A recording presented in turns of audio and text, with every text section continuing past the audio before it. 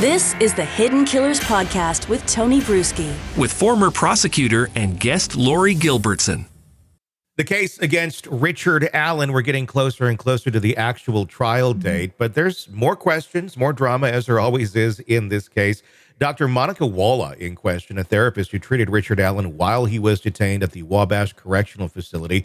The defense is arguing and alleging that Walla had a strong personal interest in the case to begin with, and that would compromise her objectivity. Also posting things on social media about the case, recommending podcasts about the case. Joining me to discuss, Lori Gilbertson, former prosecutor.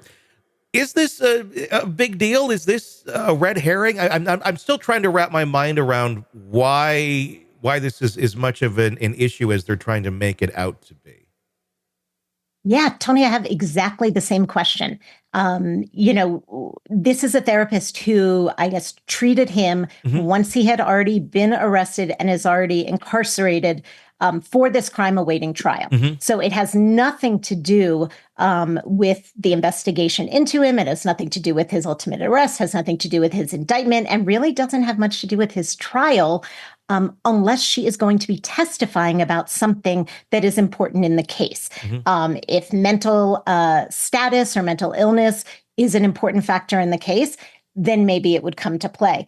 Other than that, all it's really showcasing is someone who was not using good professional or ethical judgment in her job and her role treating someone.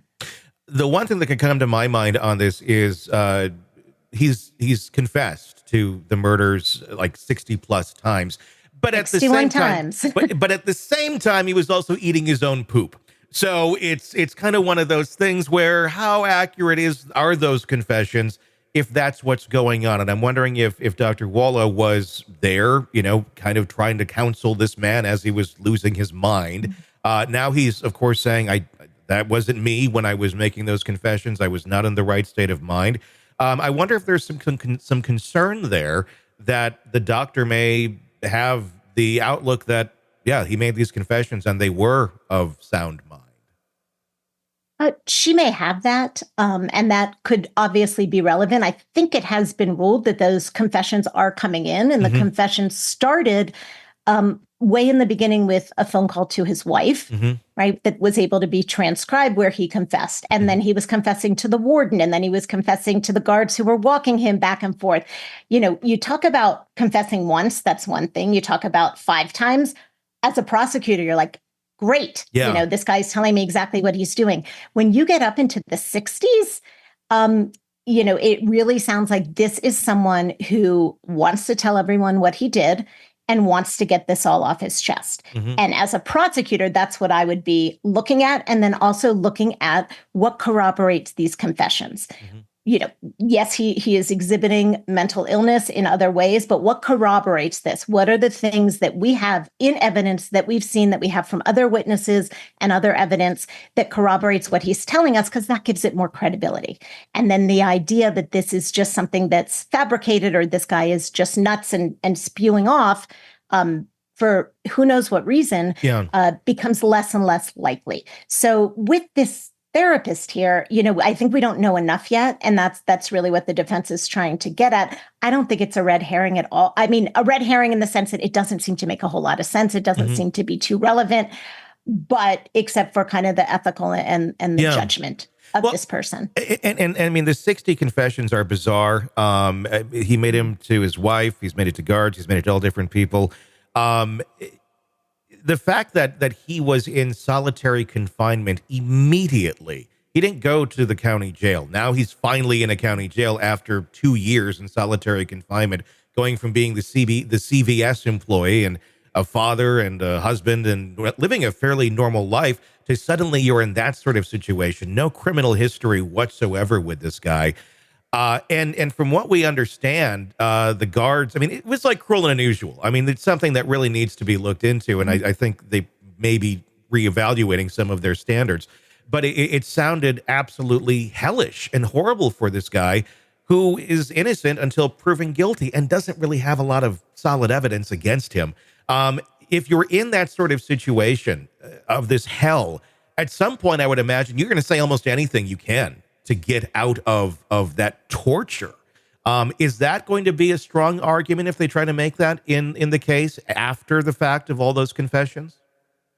I mean, that could certainly be a defense argument. I agree with you, Tony, unless it's a real severe case where there is such a proven danger that this person has to other people. Being in solitary confinement for 2 years could certainly drive absolutely anyone insane. It truly is cruel and unusual punishment. There have been so many, studies and real world instances to show that. I don't know how confessing is necessarily the idea of what would get him out of that. So, that's something that the defense would have to put forward with some more evidence. And, and that is probably going to have to come from the defendant in this case. There's really not many people who could testify to that unless they're trying to use the therapist to testify to that. That's why she's important here. Sure. Do you see more confessions by people who are in solitary confinement versus general population? Not at all. No. Not at all. I mean, most confessions will come in the beginning, and they will come when someone has been first arrested and are being interrogated and want to tell their side of the story. And they want to tell what happened, and everything is fresh, and they're in this situation and they just want to get it out. And often when people are what we would term a confession, they think that they are just telling their side of the story and that there may not necessarily even be any criminality to what they've done. They just want to get the information out. And then those things can often become confessions or be termed as confessions because we have the evidence to back up what they're doing, to corroborate what they're doing. An example of that would be someone who maybe is a getaway driver in a robbery. And they say, oh, well, I just drove my friends away. I didn't know what they were doing. Yeah. Well, that's crime. So often people will talk about that because they think they're not really confessing to anything. The other ways it comes in are the way it did in this case, where he made so many phone calls while he was in a state correctional facility. Those phone calls are taped and recorded. The people making the phone calls, the inmates know they are taped and recorded, and yet you will get so many confessions that way. Maybe something about talking to loved ones or just talking on the phone and they don't think about it. But I saw so many confessions and was able to use so much evidence that way because it's their own words, speaking voluntarily, even though it is from being incarcerated. And those often proved, incredibly helpful in cases. So I can see where the prosecutor is going using this, and I can see where the defense wants to put up the arguments you're mentioning. When you have those confessions out there, how difficult is it to backpedal on that and sway a jury the other way of, he was not in the right mind or he didn't mean it? Or is it like really sway your odds of being convicted once those things have been out there? Well, confessions are incredibly powerful because it's coming from the defendant's own mouth. They're telling you information that often law enforcement doesn't know, that no other witnesses know, and that can often go to their intent and their state of mind. So they are powerful things. We also have these powerful safeguards where the judge will have a hearing beforehand to make sure that confession is voluntary, that there wasn't any police activity that forced a confession at all, because there are forced confessions, unfortunately. So there will be that whole kind of hearing. By the time it goes in front of a jury, that has all happened. And so those kind of indicia of it being reliable have already happened. And so then it's very difficult, I think, as a defendant or defense attorney to argue against a confession.